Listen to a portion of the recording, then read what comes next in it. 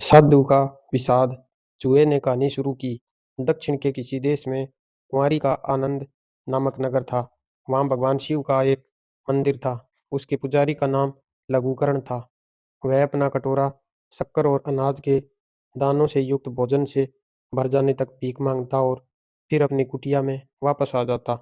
अपने खाने से बचा हुआ भोजन वह अपने सेवक के नाश्ते के लिए रखता। इसके लिए अपना कटोरा वह एक ऊंची खूंटी पर टांग देता, जिसमें चूहा और मेरे साथियों का गुजारा होता था।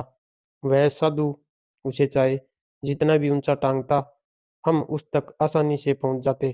कटोरे का स्थान बदलते बदलते लघुकरण थक चुका था। एक दिन प्रशस्त नितंब नामक एक साधु उसकी कुटिया में आया। लघुकरण ने उसका स्वागत बहुत ही उत्साह से किया। उसने उसे भोजन कराया। रात के समय लघुकरण और प्रशस्त नितंब एक ही बिछावन पर सोए और प्रशस्त नितंब उसे धार्मिक कहानियां सुनाने लगा। लेकिन लघुकरण का ध्यान उधर न था, क्योंकि वह एक लंबी सी छड़ी लेकर अपने कटोरे को बार बार ठुक ठुका रहा था। यह देखकर प्रशस्त नितंब क्रोधित हो गया और अपने मेजबान के इस व्यवहार के कारण उस घर से निकल गया। उसने इस बात के लिए लघुकरण को बहुत बुरा भला कहा कि उसका ध्यान अपने मेहमान की बातों की तरफ नहीं है और इस छोटी सी कटोरी को पाकर वह अपने को बहुत बड़ा समझता है।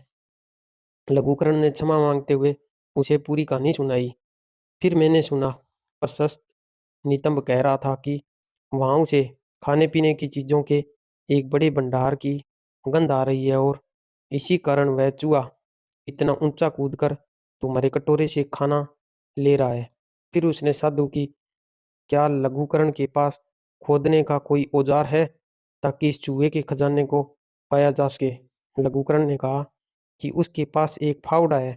यह सुनकर प्रशस्त नितंब ने उसे सलाह दी कि वे दोनों रात भर जागेंगे और मैं डर गया कि वे मेरे किले का पता पा लेंगे।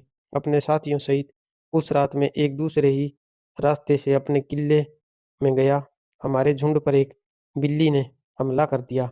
इस हमले में बचे चूहों ने गलत रास्ता चुनने के लिए मुझे बहुत फटकारा। वे सभी उस पुराने बिल में छुप गए। उसके फर्श पर खून फैला था। उसको देख देख कर दोनों साधु हमारे भंडार के पास पहुंच गए। उसने उसे फावड़ा से खोद डाला।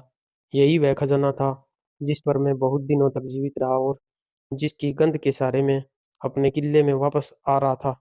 उस साधु ने मेरा जमा किया गया पूरा अनाज उठा लिया और अपनी कोठरी में चला आया। मैं अपने आप को कोसता रहा।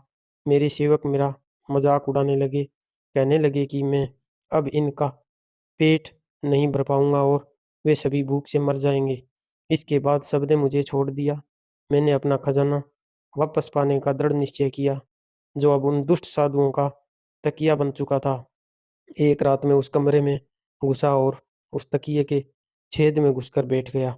उसी समय वह साधु उठा और उसने एक मोटे डंडे से मेरे सिर पर वार किया, लेकिन मैं उस निश्चित मृत्यु से बच निकला।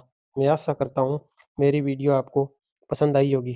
प्लीज़ मेरे चैनल को सब्सक्राइब करना ना भूलें। धन्यवाद।